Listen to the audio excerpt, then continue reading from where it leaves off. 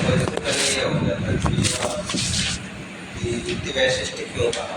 जी, वृत्ति वैशिष्ट क्यों कहा? क्यों कहा? ये जो आगे कहा था कि तत्तर्वावच्छिन्न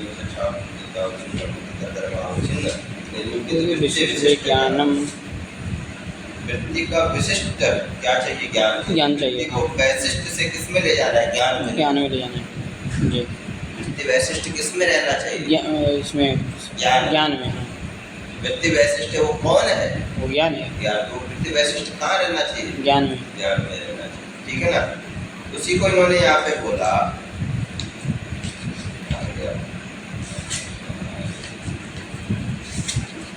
उसी को बोला ज्ञाने वृत्ति वैशिष्टम। ज्ञान में वृत्ति वैशिष्ट। जी, किसमें वृत्ति वैशिष्ट? ज्ञान में। वो वृत्ति वैशिष्ट किस में ले जाना? ज्ञान में। ज्ञान में ले जाना। बात समझे कि नहीं? जी, क्योंकि इतना ही बोल देते ना कि वृत्ति ज्ञानम। जी, क्या बोल देते? वृत्ति ज्ञानम। वृत्ति का ज्ञान। तो वृत्ति किस में रहनी चाहिए? ज्ञान में। वो वृत्ति का ज्ञान है तो वृत्ति का ज्ञान में जाएगी। जी, तो वृत्ति ज्ञान नहीं कहा सकते, क्या बोला? वृत्ति वैशिष्ट्यम। ठीक है ना? तो कहा कि ज्ञाने वृत्ति वैशिष्ट्यम। जी, ज्ञान में क्या? वृत्ति विशिष्ट का ज्ञान। वृत्ति विशिष्ट का ज्ञान चाहिए, तो ज्ञान में वृत्ति वैशिष्ट चाहिए। हाँ, तो उसको बोला कि स्विषय उद्भूत संस्कार सामानाधिकरण्य स्वाश्रय पद विषयकत्व के संबंधेन। एक बार इसको समझ जी, कि स्व से किसको लेना है? पद को, वृत्ति को। हाँ, ध्यान रखना, दोनों जगह स्व से वृत्ति को लेना। जी, स्व लिखा है ना? हाँ, तो स्व क्या? वृत्ति। वृत्ति क्या है? वृत्ति किसे कहते हैं? वही पदार्थयोर संबंध। ठीक है ना? जी, स्व विषय वृत्ति विषय। जी, क्या विषय? वृत्ति विषय। कि अस्मात् पदार्थ अयमते पद पदार्थ के जो संबंध है वही वृत्ति है। हाँ, उस वृत्ति का वृत्ति विषयक जो है, वृत्ति जो विषयक है, उसका क्या होना चाहिए? उद्भूत संस्कार होना चाहिए। बात समझ आ रही कि नहीं है? कि भैया जो वृत्ति आपको पता है क्या पद पदार्थ जो संबंध, इस पद से अर्थ को जानो, इस पदार्थ को जानो। तो ये जो वृत्ति का आपको ज्ञान है, ये वृत्ति विषयक उद्भूत संस्कार होना चाहिए। बात समझे? ये कहाँ ले जाना है? उद्भूत संस्कार का सामानाधिकरण होना चाहिए। मतलब उद्भूत जो संस्कार है वह अधिकरण निष्ठ होना चाहिए। अधिकरण में रहना। किसके अधिकरण में? ज्ञान के। जी, वो कहाँ ले जाना है? उद्भूत संस्कार कहाँ होना चाहिए? ज्ञान में। मतलब समझो कि उद्भूत संस्कार का सामानाधिकरण कौन बनेगा? ये ज्ञान बनेगा। भैया जब आपको ज्ञान होगा, जैसे आपको बोला कि ये कौन है, ये राहुल जी है या कोई है, तो आपको कट से क्या होगा? आपको अर्थ लगेगा कि हाँ यार मैं इससे मिला था, ये हुआ था, ठीक है ना? तो पद पदार्थ का जो संबंध होगा, उसको जो वृत्ति विषयक जो होगा, उस वृत्ति विषयक का क्या होगा? उद्भूत संस्कार होगा। कब होगा? वो कहाँ ले जाए? वो ज्ञान में ले जाए। ऐसा ज्ञान होना चाहिए जी। उस ज्ञान में उद्भूत संस्कार होना चाहिए। ऐसा नहीं, ज्ञान तभी वो पूर्ण माना जाएगा जब वहाँ पे क्या होगा? उद्भूत संस्कार होगा जी। नहीं तो ज्ञान ही नहीं जी, वो ज्ञान नहीं कहलाएगा। बस आपको ज्ञान तो था, आपने पढ़ा, लेकिन जब वास्तविक रूप में उसका ज्ञान करना था, जब वो जो उसका जो ज्ञान वास्तविक है वो कब आएगा? जब आपके अंदर क्या होगा? उद्भूत संस्कार। मतलब वो संस्कार आपका जागृत होगा। ठीक है ना? वही कहा कि स्व विषय मतलब वृत्ति विषयक जो क्या? उद्भूत संस्कार। उस उद्भूत संस्कार से सामानाधिकरण पुत्र ज्ञान रखना। समानाधिकरण कहाँ होना चाहिए? ज्ञान में। ज्ञान मतलब ज्ञान और उद्भूत संस्कार दोनों एक साथ होने चाहिए। बात समझ आ रही कि नहीं है? ज्ञान तो कर रहे, लेकिन उद्भूत संस्कार नहीं हो रहा, तो फिर वो ज्ञान काम आएगा? नहीं आएगा। ठीक है ना? उस ज्ञान में क्या होना चाहिए? संस्कार होना चाहिए। बात समझ आए? और स्व से मतलब यहाँ पर पद होगा ना? क्या? वृत्ति। किसको लेना है? वृत्ति। तो स्व आश्रय पद, वृत्ति आश्रय पद। तो वृत्ति का आश्रय कौन है? पद है। भाई पद पदार्थ का जो संबंध है वो वृत्ति है, हाँ लेकिन वो वृत्ति का आश्रय, वो वृत्ति को किसके द्वारा जानते हो आप? पद के द्वारा। पद के द्वारा। घट के द्वारा किसको जानते हो?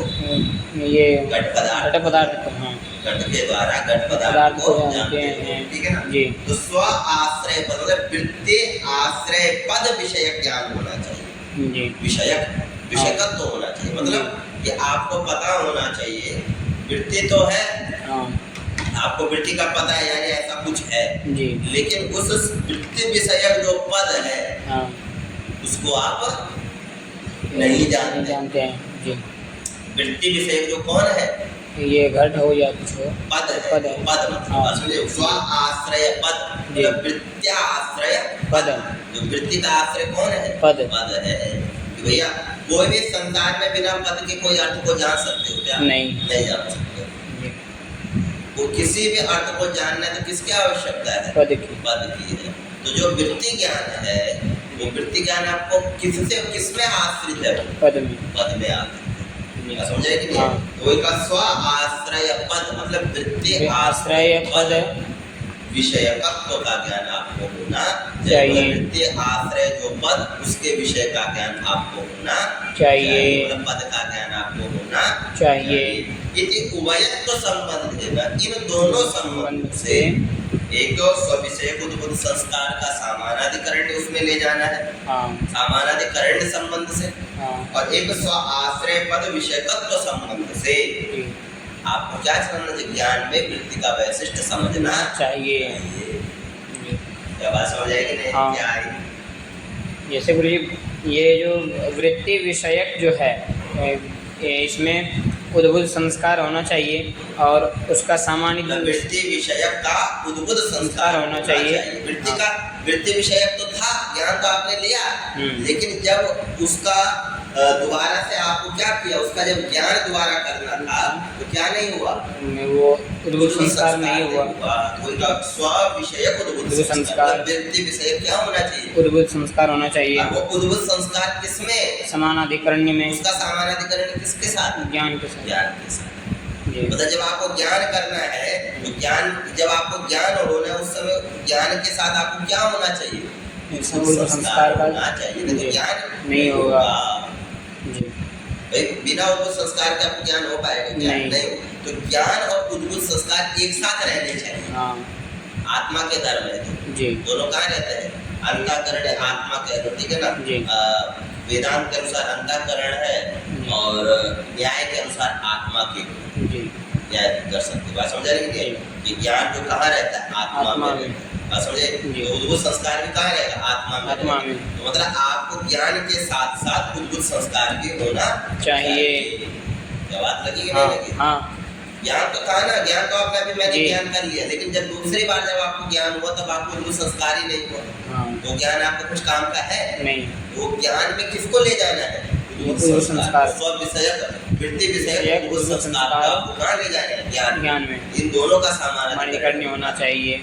और वृत्ति स्वाश्रय से यहाँ वृत्ति आश्रय पद विषयक, ये जो वृत्ति है वृत्ति आश्रय पद है। वृत्ति मतलब वृत्ति आश्रय कौन बनेगा? पद बनेगा। वृत्ति समझ लो पद पदार्थ का समूह। जी हाँ। भाई पदार्थ का ज्ञान किसके द्वारा होता है? पद के द्वारा। पद का द्वारा। तो वृत्ति का आश्रय कौन बनेगा? पद। उसका विषयगत ज्ञान होना अच्छा चाहिए। उभयत्व संबंध है ना, इन दोनों संबंधों से बुद्धिम जानना चाहिए। क्या जानना चाहिए? ये जैसे कि ज्ञाने वैशिष्ट्यम। हाँ। क्या जानना चाहिए? ज्ञाने वृत्ति वैशिष्ट्यम। ज्ञान में जो वृत्ति का वैशिष्ट्य आप कहे थे ना, वो इन दोनों संबंधों से जानना चाहिए कि वृत्ति वैशिष्ट्य कैसे, क्या है वो वृत्ति वैशिष्ट्य? जी। वृत्ति का वैशिष्ट्य होना चाहिए ना, वृत्ति का वैशिष्ट्य। दोनों जगह वृत्ति का वैशिष्ट्य बतला दिया। स्व विषयक उद्बुद्ध संस्कार का समानाधिकरण, वृत्ति विषयक उद्बुद्ध संस्कार का समानाधिकरण ज्ञान में होना चाहिए। एक ये वृत्ति का वैशिष्ट्य होना चाहिए और दूसरा वृत्ति का वैशिष्ट्य क्या होना चाहिए? ये स्वाश्रय पद विषय ज्ञान होना। वृत्ति आश्रय पद विषय का ज्ञान होना चाहिए। यही तो दोनों वृत्ति के क्या हो गए? ये वृत्ति वैशिष्ट्य हो गए। वृत्ति वैशिष्ट। बात लग रही कि नहीं? हाँ, बोलिए। वृत्ति के दोनों वैशिष्ट बन गए। हाँ। दोनों जगह वृत्ति जोड़ा है। जी। स्व आश्रय, हाँ। स्व आश्रय। स्वाश्रय। स्व विषयक बोला, स्व वृत्ति विषयक हाँ। उद्भुत संस्कार जी। का सामान्य अधिकरण, और स्व आश्रय बोला वृत्ति वृत्ति विषयक। विषयक। वृत्ति आश्रय पद पद और पद विषयक जो होगा ज्ञान। हाँ। विषय क्या? ज्ञान। हाँ। मतलब पद विषय क्या होना चाहिए? ज्ञान ज्ञान होना चाहिए। तो इन दोनों वृत्ति वैशिष्टों के द्वारा जी। ज्ञान में क्या हो गया? उभयत्व संबंध है। इन दोनों संबंधों से, जी। इन दोनों संबंधों से स्व विषय विषय संस्कार का सामान्य अधिकरण होना चाहिए, और दूसरा वृत्ति स्व आश्रय पद विषय तत्व ज्ञान, मतलब वृत्ति आश्रय पद विषय पद विषय तत्व उभय संबंध से आपको ज्ञान होना चाहिए। इसीलिए कहा अतो न गृहीत वृत्ति कस्य बोधः। इसलिए जिसको वृत्ति क्या नहीं हो, गृहीत न हो, अगृहीत वृत्ति ये न सह अगृहीत वृत्ति का न गृहीत अगृहीत न गृहीतः वृत्तिः येन सह अगृहीत वृत्तिकः। इस बहुव्रीहि समास करें। बात समझे? जी। मतलब जिसको वृत्ति क्या नहीं हो रखी हो, ग्रहण नहीं हो रखी हो, जी। तो उसको भी क्या नहीं होगा? बोध नहीं होगा। मतलब ज्ञान शाब्द बोध नहीं होगा। तो अतो न अगृहीत वृत्ति कस्य न बोला पूर्ण बेटा। हाँ। न अगृहीत ना गृहीत। हाँ। ठीक है, तो न अगृहीत वृत्ति कस्य बोधः न बोधः। जी। अतः अगृहीत वृत्ति कस्य न बोधः, न को बोध के साथ ले जाना। जी। ये बात लगी कि नहीं लगी? अतः अतो न गृहीत वृत्ति कस्य बोधः, जिसको वृत्ति का ग्रहण नहीं होता उसको भी शाब्द बोध नहीं होता है क्या? नहीं। आपको पता ही नहीं कि अस्मात् पदार्थ पद पदार्थ का संबंध ही पता नहीं है आपको, जो कि आपको शाब्द बोध होगा नहीं। जब आपको ये दिखाऊंगा, मैं सिर्फ ये दिखा दूंगा ये है, आपके लिए तो ये मिट्टी है। हाँ। जैसे आपको तो कुछ पता ही नहीं ना इसके बारे में। हाँ। जब तक मैं नहीं बताऊंगा अयम घटः, जी। अयम घटः, जब तक मैं नहीं बोलूंगा क्या तब तक आपको ज्ञान नहीं हो। तो ये आपको अभी आप कैसे हो? अज्ञान अगृहीत वृत्ति को। अगृहीत, हाँ। अभी आप कैसे हो? अगृहीत वृत्ति, समझ रहे? क्योंकि आपको वृत्ति का क्या नहीं है? ज्ञान नहीं है। अगृहीत वृत्ति कस्य न बोधः, बोधः भवति वा? न भवति। समझ रहे कि नहीं? हाँ। दूसरा कहा नापि विस्मृत वृत्ति कस्य, विस्मृतः या विस्मृता वृत्ति येन सह विस्मृत वृत्तिकः तस्य विस्मृत वृत्तिकस्य। बोलो ऐसे, बात समझ रही कि नहीं? तो क्या हुआ? विस्मृता वृत्ति, जो क्या होगी? जिसने वृत्ति को जो क्या कर दिया? भूल गया इसमें। भूल गया। जी। जिसको वृत्ति का स्मरण नहीं है। आपको पता है कि अयम घटः, अयम घट पदवाच्य जी। ये क्या है? घटपद वाच्य, घटपद वाच्य है, घटपद का वाच्य है, मतलब अर्थ है, पदार्थ है। जी। समझे? हाँ। लेकिन 5 साल बाद आपके मुंह के आगे आया और आपको क्या नहीं आ रहा है? स्मरण ही नहीं आ रहा है कि ये क्या है? घड़ा है। जी। क्या है ये? घड़ा है। आपको अरे यार है कुछ पर नहीं आ रहा है। जी। क्या होता है कि नहीं होता हाँ, है? हाँ। तो कहा विस्मृत वृत्ति कस्यापि न शाब्द बोध हो। बात समझ रहे कि जी। नहीं? तो आप कैसे बन गए वहाँ पे? आपको 10 साल बाद इसका स्मरण नहीं आया, तो आप क्या हो गए? विस्मृत वृत्ति, वृत्ति कहा जी। क्या हो गए? विस्मृत वृत्ति का तो विस्मृत वृत्ति कस्य शब्द बोध न हो, न भव न बोध नहीं होगा। वो ना पे विस्मृत वृत्ति कस्य। तीसरा बताया ना पे तदवाचक पद अज्ञानवतः, तद क्या ना अपि और नहीं किसका? तदवाचक पद, तदवाचक पद मतलब वो तद से लेना पदार्थ, तो तदवाचक मतलब पदार्थ का जो वाचक कौन है? पद है। हाँ। पदार्थ का वाचक कौन है? पद है। तो कहा न पे तदवाचक पद अज्ञानवतः, उस पद का कौन है? जो अज्ञानवान। जी। तदवाचक पद अज्ञानवान अर्थस्य तदवाचक पदाज्ञानवतः, अरे जैसे क्या है, जैसे राम वान, जैसे क्या बोलते हैं आपका ये भगवान भगवान है, तो भगवान का षष्ठी में क्या बनेगा? भगवता। भगवत। जैसे अज्ञानवतः, अज्ञानवान हाँ वो कैसा है? अज्ञान वाला है, उसको ज्ञान नहीं है, इसका ज्ञान नहीं है। तदवाचक पद का, तदवाचक पद का। ये जो ऐसा जो है, हाँ। इसको पता ही है कि कुछ तो है, जी कुछ तो है। मैं इसको देखा हूँ, जानता भी हूँ, लेकिन यार मुझे इसका नाम याद नहीं आ रहा। तो क्या आपको बोध होगा फिर? नहीं। क्या आप किसी को बोध करा पाओगे इस वस्तु का? नहीं कर। तो आप कैसे हो गए? तदवाचक पद अज्ञानवान, जी आप कैसे हो गए? तदवाचक ये पद अज्ञानवान। वान, और अज्ञानवतः भी, अज्ञान वाले का भी हाँ ना ये बोधा भवति। जी बोधः न भवति। बात समझ आएगी नहीं? कोई कहा कि तदवाचक पद अज्ञानवतः नापि, उसको भी साफ बोध नहीं होता। बात लगी कि नहीं लगी? जी अब बोला कि नापि घट पदार्थ आश्रयत्वेन उपस्थित आकाशस्य।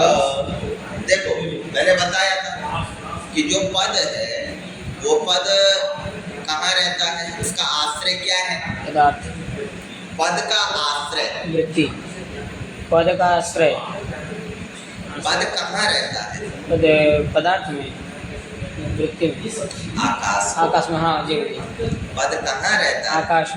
वो नहीं कह रहा, पद पदार्थ का संबंध है वो अलग चीज है। जी लेकिन पद रहता कहाँ है? आकाश में। आकाश में रहता है। आपको पता है शब्द गुणकम आकाश, आकाशम, शब्द किसका गुण है? आकाश का। आकाश का। शब्द कहाँ रहेगा? आकाश में। तो कहा कि घट पदार्थ आश्रयत्वेन, जो घट पद है वो आश्रयत्वेन उपस्थित आकाशस्य नापि साफ होता है। कहा देखो घट के द्वारा किसका ज्ञान होता है फिर?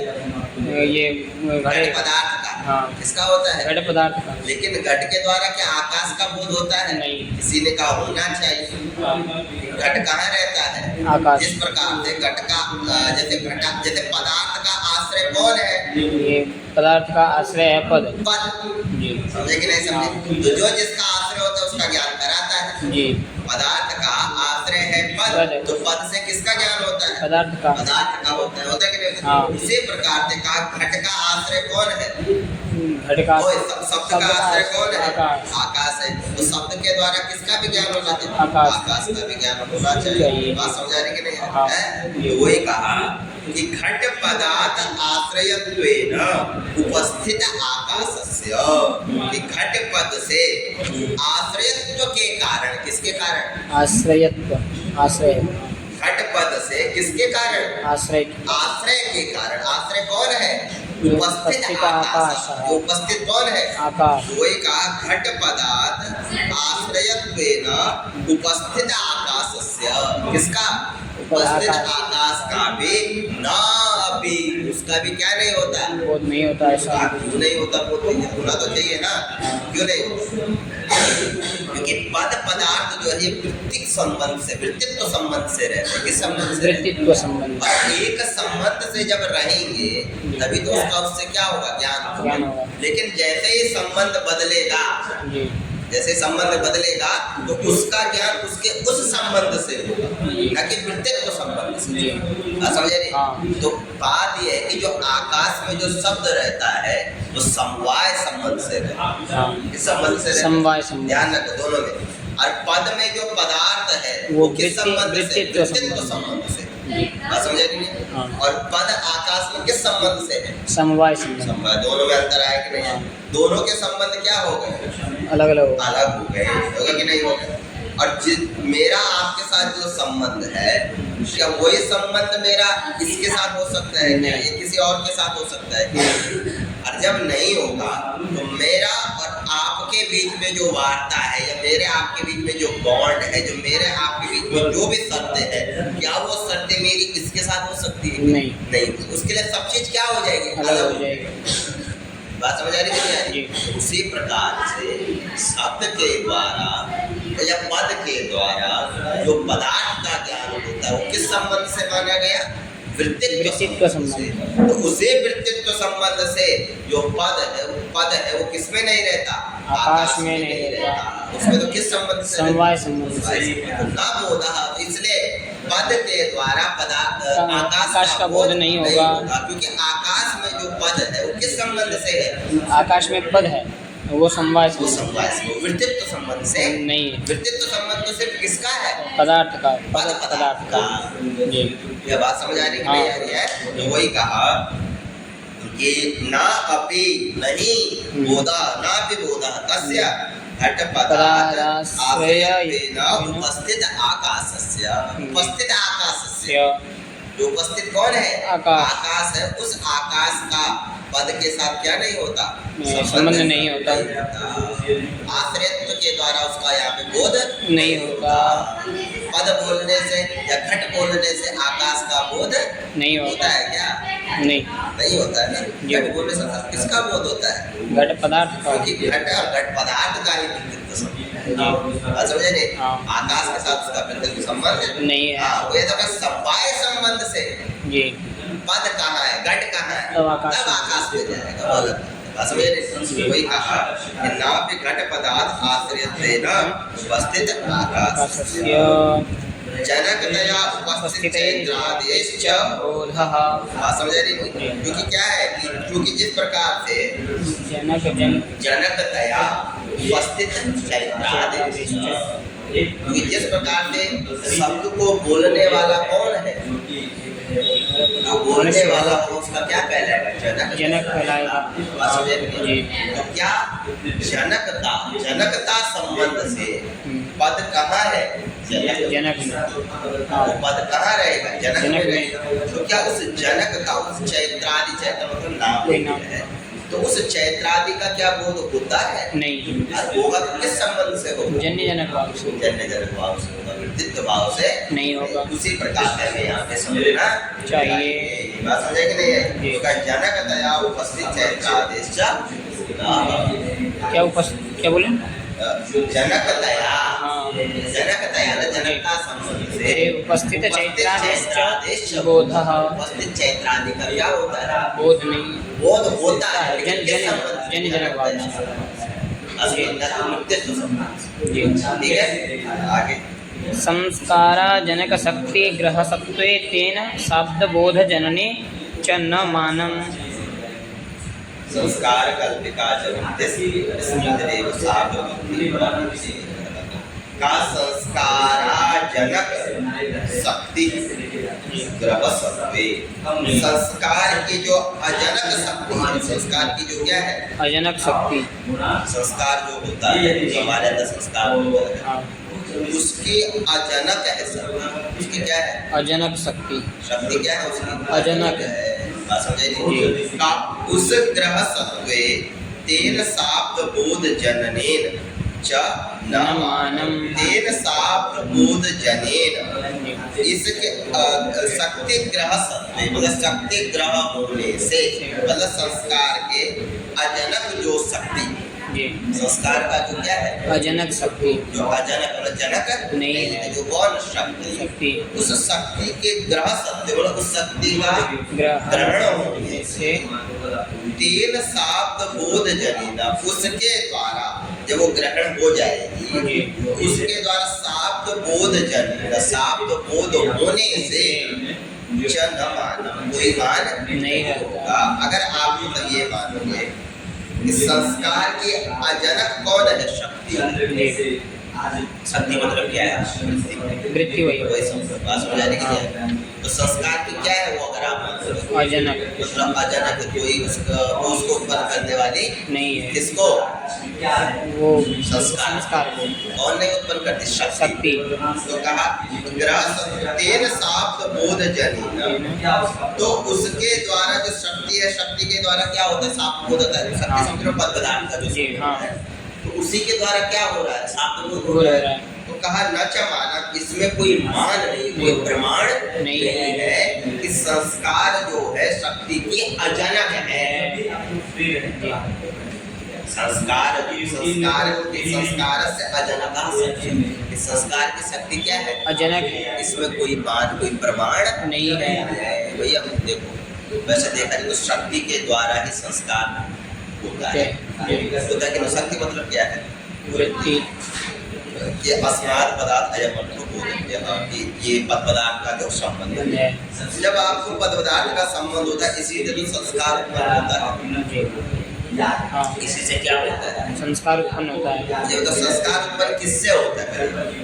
ये वृत्ति से। ऐसे ही तो होगा जो आपके अंदर जो संस्कार हुआ, ये पद का ये अर्थ है, ये संस्कार किसके द्वारा हुआ? ये वृत्ति के द्वारा। वो शक्ति है। हाँ। तो कहा जो आप कह रहे हैं ना कि संस्कार अजनक शक्ति।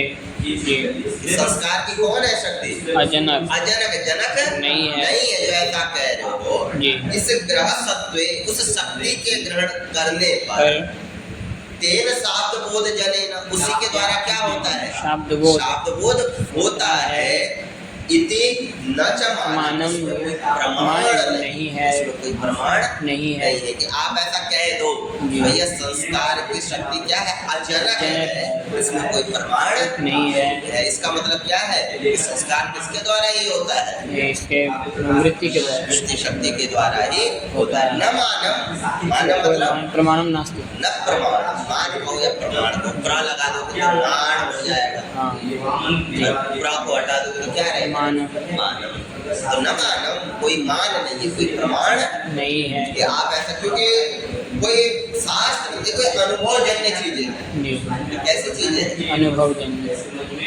भाई मतलब ये कुछ संस्कार है, प्रश्न ये वो संस्कार को कौन उत्पन्न करता है? जी। जो हमारे अंदर संस्कार आता है कि ये है, तो कब ये वृत्ति की शक्ति समझा नहीं देखा गया है। हाँ। तो शक्ति का संस्कार का जो आप कह रहे हैं कि अजनक है, और फिर उस शक्ति के द्वारा ही क्या होता है? शाब्द बोध होता है। इसमें कोई प्रमाण नहीं है। इसका मतलब ये हुआ कि संस्कार क्या है? संस्कार के जनक है कौन? शक्ति। समझा नहीं? और उस शक्ति के ग्रहण, उस शक्ति के ग्रह सत्व, उसके ग्रहण होने पर भी, उसके ग्रहण होने पर भी तेन शाब्द बोध जनेन, इसी के द्वारा क्या होता है? शाब्द का बोध होता है। शाब्द बोध जनेन, उसे शाब्द बोध के द्वारा क्या होता है? मतलब शाब्द बोध के द्वारा ज्ञान होता है। जनेन, समझे? इते न च मानम, इसमें कोई मान नहीं, इसमें कोई प्रमाण नहीं है। इसमें संस्कारा अजनक शक्ति, कोई प्रमाण नहीं है। बात समझाएगी नहीं है? इसीलिए कहा संस्कार कल्पिका च वृत्तिः स्मृतिरेव शाब्द बुद्धिरेव इसीलिए संस्कार कल्पिका च वृत्तिः। इसीलिए वृत्ति को क्या कहा? संस्कार कल्पिका। संस्कारेण कल्पिता वृत्ति। जो वृत्ति होती है वो कैसी होती है? संस्कार कल्पिका होती है। संस्कार को कल्पित करने वाली, संस्कार को उत्पन्न करने वाली होती है। मतलब संस्कार कल्पिका च वृत्ति ही क्या बोल दिया? बता दे। हाँ, इसीलिए क्या बोला? संस्कार कल्पिका च वृत्ति, मतलब इसकी उत्पन्न करने वाली वृत्ति है। संस्कार तो क्या होती है? कल्पिका होती है, कल्पना करने वाली, उत्पन्न करने वाली कौन है? वृत्ति। वृत्ति है। अब उसी को क्या कहते हैं? उसी वृत्ति को स्मृति रेव। हाँ, उसी वृत्ति का नाम क्या है? स्मृति। स्मृति भी है कहते हैं ना। हाँ। अरे स्मरण होना, स्मृति आ गई। जी, वृत्ति आ गई। इसका मतलब वृत्ति संस्कार हो गया। संस्कार कल्पिका हो गई। जी। तो वृत्ति कैसी हो गई? संस्कार कल्पिका। तो स्मृति का ही अर्थ है संस्कार कल्पिका वृत्ति। जी। क्योंकि वृत्ति मात्र से भी ज्ञान नहीं होगा, उसका क्या होता है? वो संस्कार होना चाहिए। जी। अच्छा जी, तो संस्कार कल्पिका च वृत्ति स्मृति रेव, वही क्या है? स्मृति। और वही स्मृति शाब्द बुद्धि रेव। जी। और वही स्मृति क्या है? शाब्द बुद्धि करवाता है, बोध करवाता है। जी। समझाने के लिए तीनों एक ही चीज है। कहा क्या बस वाह या ये सब एक ही है। इत्ते वाह इत्ते अन्य ये सब और जगह और शास्त्रों में अच्छे से प्रतिपादित किया गया है। लगी तीनों चीजें लगी हाँ, ना। जी। संस्कार कल्पिका च वृत्ति जो हाँ। वृत्ति है वो कैसी है? संस्कार कल्पिका है, संस्कार की उत्पन्न करने वाली है, कल्पना करने वाली, कल्पना। संस्कार को बनाने वाली। जी। और उसी का नाम क्या है? वृत्ति। स्मृति रेखा। स्मृति रेखा। वही क्या है? स्मृति है। स्मृति है। वृत्ति क्या है? स्मृति है। और वही स्मृति क्या है? शाब्द बुद्धि रेवा।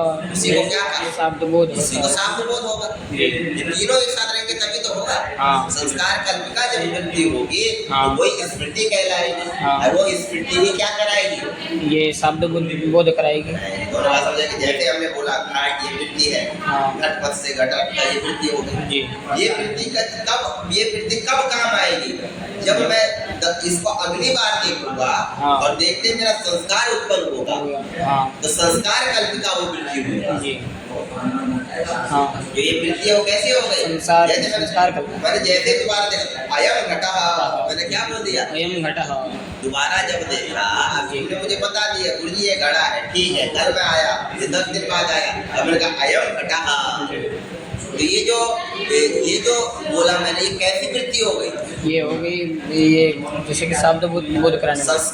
संस्कार कल्पिका। हाँ, कैसे हो गई? हाँ, संस्कार कल्पिका। हुई कि नहीं हुई? हाँ। वृत्ति कैसे हुई? संसार कल्पना करने वाली हो गई। संस्कार को उत्पन्न करने हाँ। वाली। और यही क्या कहलाएगी? स्मृति। यही स्मृति कहलाएगी। संस्कार कल्पिका जो क्या है? वृत्ति है। यही संस्कार कल्पिका वृत्ति क्या कहलाएगी? स्मृति कहलाएगी। और ये जो स्मृति है, ये स्मृति क्या हो गया? शाब्द बोध। ये शाब्द बोध, शाब्द बुद्धि का होता है शाब्द बोध। बस हो जाएगी कि नहीं आएगी? तो ये इति वा इत्येतत् अन्य ये और शास्त्रों में भी बतलाया गया है। आप समझ आएगी नहीं आएगी? जी, हाँ। लगा लोगे इसको अच्छे से? हाँ। हैं? हाँ। लगा लेना कि लगा लेंगे। वृत्ति वैशिष्ट्यम च केन, वृत्ति वैशिष्ट्य को कहाँ ले जाना है? वृत्ति वैशिष्ट को कहाँ ले जाना है? कितना बोले? वृत्ति वैशिष्ट को ले जाना है इसमें, क्या बोलते हैं इसमें, ये संस्कार में। नहीं, क्या बोली? मैं शुरू में ला रहा हूँ। वृत्ति वैशिष्ट्यम च ज्ञानम। हाँ हाँ, ज्ञान में, ज्ञान है। किसमें? ज्ञान में। ज्ञान में किस संबंध से? इसमें वृत्तित्व संबंध से। वृत्तित्व क्या, वो दो संबंध क्या क्या है? कि विषयक संस्कार सामान्यधिकरण्य और ये स्वाश्रय पद विषयत्व तत्व। हाँ, उभय संबंध है। इन दोनों संबंध से इसको कहाँ ले जाना है? इसमें वृत्ति में, ज्ञान में। हाँ। यही तो वृत्ति है। हाँ। इस वृत्ति का जो ये वैशिष्ट्य है दो संबंधों के द्वारा, हाँ। इन दोनों संबंधों के वैशिष्ट्य को कहाँ ले जाना है? ज्ञान में। इसको लगा लेना, बता रहा हूँ, ठीक है ना? आकर पूछूंगा मैं, ठीक जी। है? बढ़ो आगे आगे। साच वृत्ति स्थिता। अब कहा जी वृत्ति भी कितने प्रकार की है? 3 प्रकार की। ये वृत्ति भी 3 प्रकार की है। वृत्ति समझ आएगी? पदार्थ का क्या है? संबंध। कहा साच वृत्ति त्रिधा। वृत्ति भी 3 प्रकार की है। क्या क्या? शक्तिर लक्षणा व्यंजना च। 3 प्रकार, एक शक्ति, एक लक्षणा और एक व्यंजना। इसी वृत्ति को शक्ति भी कह देते हैं, ध्यान रखना मेरे। हाँ। तत्र शक्ति का पदार्थ इति चेत्, देखो यहाँ शक्ति बोल दिया उसने। हाँ। बात समझे? अब ये देखो, इसीलिए वृत्ति मतलब 3 प्रकार की है। हाँ। तो क्या उसमें पहली वृत्ति कौन है? ये शक्ति। शक्ति। जी। दूसरी कौन है? लक्षणा। और तीसरी कौन है? व्यंजना। तो वृत्ति का हो चाहे शक्ति का शक्ति। हो। शक्ति वृत्ति का ही तो भाग है वो। हाँ। जो शक्ति है वो किसका भाग है? वृत्ति का। वृत्ति का ही भाग है। बात समझे? तो जो वृत्ति है वो 3 प्रकार की होती है, शक्ति, लक्षणा और व्यंजना। तत्र शक्ति का पदार्थ इति चेत् कहा।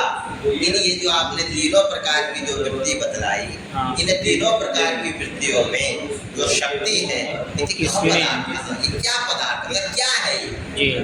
ये जो आपके पदार्थ, इस पदार्थ को शक्ति नामक जो पदार्थ को आप बतला रहे हैं, कहाँ क्या है? इसको समझाइए, पहले की करके समझाएंगे ना। जी। शक्ति क्या है, लक्षणा क्या है, व्यंजना क्या है, बात समझे जी? वही कहा तत्र मतलब तेषु, इन तीनों में जी। शक्ति का पदार्थ, शक्ति क्या पदार्थ है?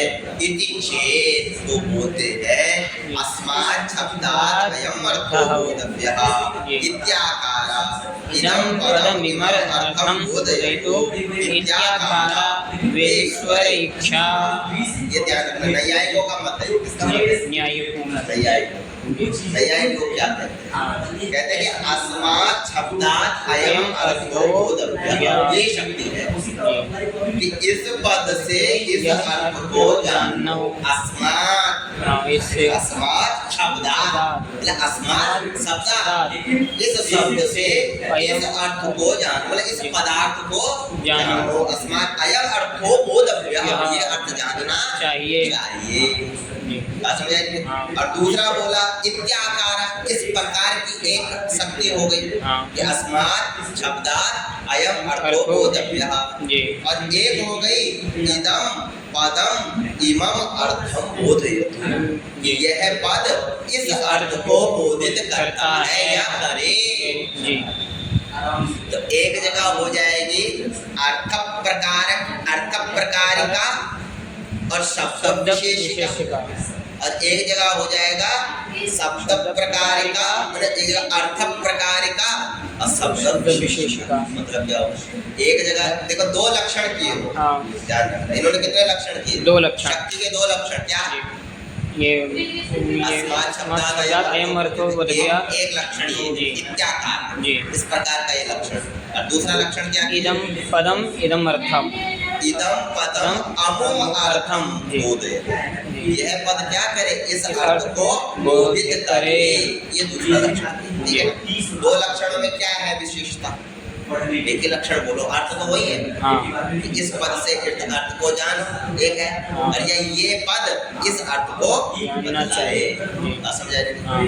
आप जानते हो प्रथमांत मुख्य विशेषक शाब्द बोध मानते हैं नैयायिक। क्या मानते हैं? प्रथमांत मुख्य विशेषक, जिसमें प्रथमा होती है, जिसमें क्या होती है? प्रथमा विभक्ति होती है, उसी को वो विशेष मानते हैं। विशेष मतलब एक विशेष और विशेष्य, विशेषण होता है। विशेषण, विशेष क्या है? विशेषण। एक बाकी तो उसके विशेषण होते हैं।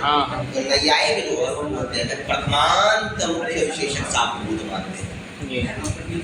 तो मुख्य विशेषक शाब्द बोध किसको मानते हैं? प्रथमांत को, मतलब जिसमें कौन सी विभक्ति होगी? प्रथमा विभक्ति। ध्यान रखना, ठीक है। ये कभी और विशेष बताएंगे, पहले अभी बस इतना समझ लो कि जिसमें प्रथमा होती है उसको क्या मानते हैं? विशेष मानते हैं। तो जिसमें और चीज होगी, और चीज मतलब जिसमें द्वितीय तृतीय चतुर्थी, वो सब क्या हो जाएंगे? वो नहीं मानेंगे उसको। वो क्या होगी? अगर वो विशेष है तो वो क्या होगी? विशेषण। उसे विशेषण में क्या बोलते हैं? क्या? प्रकारक। हाँ जी, उसी विशेषण को क्या बोलते हैं? प्रकारक। समझ रहे? विशेषण नहीं बोला, क्या बोला है? प्रकारक। ठीक है ना? तो अब इन दोनों पदों में, इन दोनों लक्षणों में पता क्या है?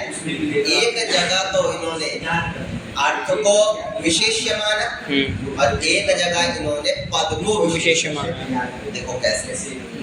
अस्मात् शब्दात् अयम अर्थो बोधव्यः।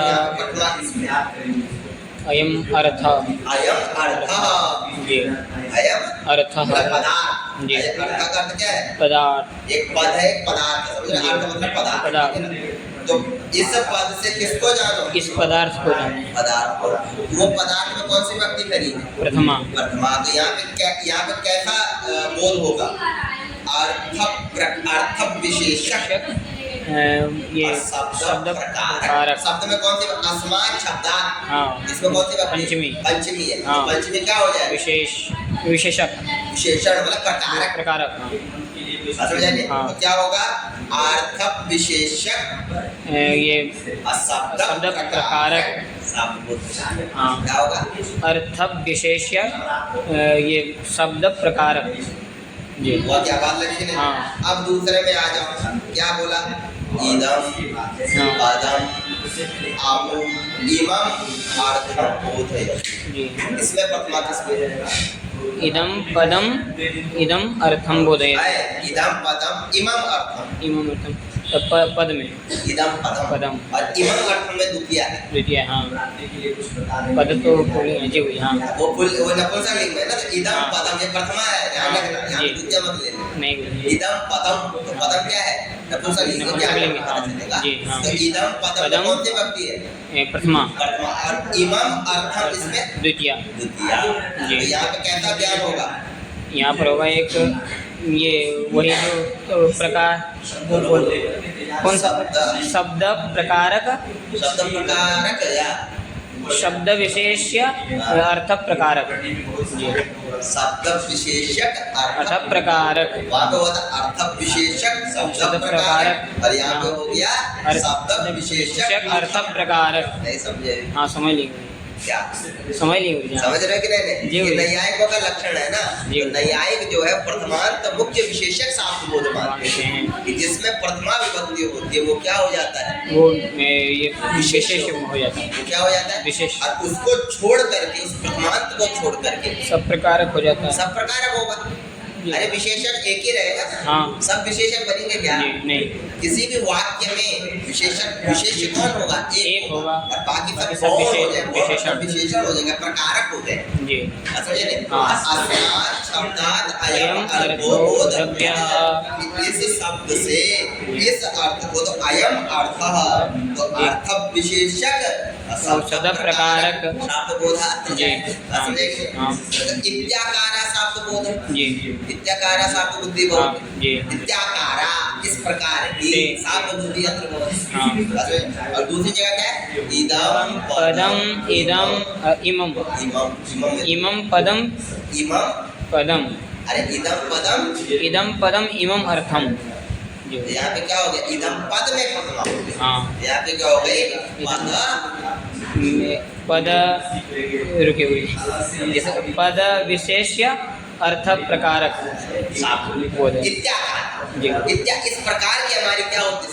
शब्द बोध इस होती है। प्रकार का ज्ञान होती है। जी। समझा नहीं? है कुछ अर्थ में भेद नहीं है। नहीं। अर्थ में भेद नहीं। समझा नहीं? जी। किसमें भेद हो गया? इसमें शब्द बोध हो गया। एक जगह तो शब्द प्रकार, शब्द विशेषक अर्थ प्रकार, और एक जगह अर्थ विशेषक शब्द प्रकारक हो। जी। समझा कि नहीं? हाँ। अस्मात् शब्दात् अयम अर्थो बोधव्यः इत्याकारा या इदम पदम इमम अर्थम बोधयतु इत्याकारा वा ईश्वर इच्छा। यही जो ईश्वर की क्या है? इच्छा। यही क्या, इसी को क्या कहते हैं? सत्य कहते हैं। ईश्वर इच्छा कहते हैं। इसमें भी बवाल होगा। जी। इसमें भी कहेंगे कि ईश्वर इच्छा क्यों बोला? इच्छा बोलना चाहिए था। क्या बोलना चाहिए था? इच्छा बोलना चाहिए। क्योंकि ईश्वर की इच्छा, ऐसा बोलने की क्या जरूरत है? तो ईश्वर इच्छा को सत्य माना। जी। समझ आ रही है ना? ईश्वर इच्छा मतलब कि क्या है? कि भैया जो भी पद पदार्थ का जो ज्ञान हो रहा है, हाँ। ये किसकी इच्छा से हो रहा है? ईश्वर ईश्वर की इच्छा से। सब ईश्वर का निश्चित है, ये सब तो ईश्वर का है। हाँ। तो ये घट से इसको जानो, पट से इसको जानो, पुस्तक से इसको जानो, ये शब्द और दोनों का जो तादाद में जब संबंध दोनों का बैठा हुआ है पद और पदार्थ का, ये किसकी इच्छा से? ईश्वर की इच्छा से। तो कहते हैं भैया फिर आजकल जो होते हैं चिंटू मिंटू नाना प्रकार के नाम हो रहे हैं, जी। वहाँ कहाँ ईश्वर की इच्छा है? हाँ। वहाँ तो किसकी इच्छा है? तो स्वयं तो कहते वहाँ में भी समाधान दी गया आगे कि स्वयं की इच्छा तो है, लेकिन स्वयं को प्रेरित कौन कर रहा है? ईश्वर ही। आसान चल रहा है, बात सब्जेक्ट आगे आएगा, ठीक है ना? वही कहा कि इस ईश्वर इच्छा ये क्या है? ईश्वर की इच्छा को क्या कहते हैं? सत्य कहते हैं। बात समझेंगे ना? अस्मात् शब्दात् अयम अर्थो बोधव्यः इत्याकारा। ध्यान रखना, मैं कल पूछूंगा रे अस्मात् शब्दात् अयम अर्थो बोधव्यः, यहाँ पे किस प्रकार का शब्द बोध हुआ? ठीक है। और इदम पदम इमम अर्थम बोधयतु इत्याकारा शब्द, यहाँ पे किस प्रकार का शब्द होगा? इसको क्या कहते हैं? शक्ति कहते हैं। यहाँ तो समझ आ गया रे? अब यहाँ से नया प्रसंग उठेगा। अगले कल करेंगे तो समझ हाँ गुरु जी। लग रहा है कि नहीं? हाँ गुरु जी। लगा लो, लगेगा, लग जाएगा ना ऐसा ग्रंथ। जी। किसी को समझ भी नहीं आने का। जी। आजकल सब पढ़ने वाले हैं ना, हाँ। पढ़ाने वाला कोई बात समझा नहीं? तो आगे तुम्हारे समय में कोई इनको पढ़ेगा भी नहीं। ऐसे ग्रंथ को अगर पढ़ लिया जी, तो इस ग्रंथ को पढ़ने के लिए किसके पास आएंगे? तुम्हारे पास। ऐसे ध्यान कोई पढ़ाई देगा क्या? इस प्रकार के ग्रंथ क्या होते थोड़ा ना, न्याय भी गुजारेगा, व्याकरण के और है ना? ऐसा तर्क क्या होता है? हम जब पढ़ते थे हमें दर्शन के ही मजा आता है। दर्शन है ना, कैसा भाग है? दर्शन प्रक्रिया भाग तो ये हो गया आपका सिद्धांत कौमुदी, ये सभी प्रक्रिया भाग है। कैसा भाग है? प्रक्रिया। और जो ये पढ़ रहे हो कैसा भाग है? ये दर्शन भाग है। असल में दार्शनिक पद पदार्थ का क्या संबंध है, पद क्या है, पद प्रत्यय क्या है, ये क्या है, ये क्या है, कहाँ शक्ति माने, किसमें माने, ये सारे इसी में है। क्या व्यंजना, क्या लक्षण, क्या स्फोट जी है, ये सब किसमें आएगा, दर्शन भाग